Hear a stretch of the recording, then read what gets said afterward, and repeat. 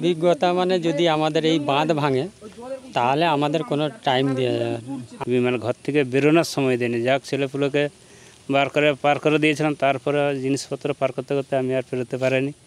খাবার জল, তারপরে ওই জলকেই গামছা দিয়ে ছেঁকে ছেঁকে, হ্যাঁ, বন্যার জলকেই খেতে হয়েছে। কথা হচ্ছিল শিবু মুদির সাথে। নাড়াজলের হরিরাজপুরের এই শিবু মুদি। সালটা 2019।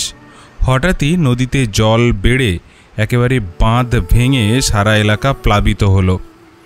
বাবা শিবু পরিবারের প্রত্যেককে একে একে বাড়ি থেকে উদ্ধার করে নিরাপদ স্থানে পাঠাতে গিয়ে শেষে নিজেই বাড়ির মধ্যে আটকা পড়লেন। রাত নেমে অন্ধকার ঘনিয়ে আসে, চারিদিকে শুধু জলের তোড়ের শব্দ, বাড়ির মধ্যেও জল। ত্রিপলের মধ্যে বসে রাত কাটে শিবুর। পানীয় জল যেটুকু ছিল তা শেষ। পরের দিন সকাল, কারো পাত্তা নেই, একেবারেই আটকা পড়ে রয়েছেন এই শিবু মুদি। পানীয় জল শেষ, অগত্যা বন্যার ঘোলা জল কাপড়ে ছেঁকে তাই খেয়েছিলেন কয়েকদিন ধরে। অন্যদিকে খিদের জ্বালায় কাঁচা কুমড়ো খেয়েছিলেন। এভাবেই একটা দিন কেটেছিল। 3 দিন পর উদ্ধারকারী দল শিবুর কাছে পৌঁছাতে পেরেছিল। আজ আবার সেই বন্যা। পরিস্থিতি বদলায়নি, চারিদিকে জল আর জল।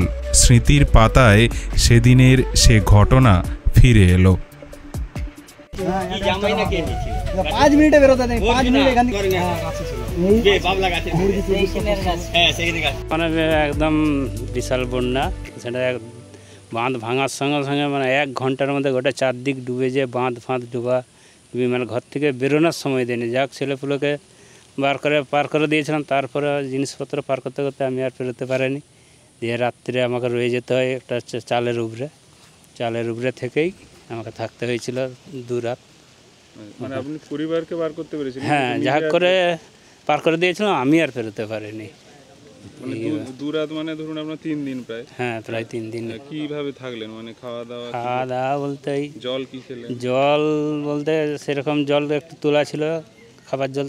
তারপরে ওই জলকেই গামছা দিয়ে ছেঁকে ছেঁকে, হ্যাঁ, বন্যার জলকেই খেতে হয়েছে। আর খাদ্য বলতে, খাবার বলতে কিছুই থাকেনি। কাঁচা কুমড়ো ছিল, তাকে চিবিয়েই দিন কাটছিল।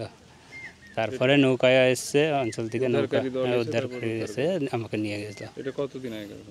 এটা 19 সালে। আপনার নাম কি? শিবু মুদি। মানে সেই পরিস্থিতির কি কোনো পরিবর্তন হয়েছে মানে এখনো পর্যন্ত?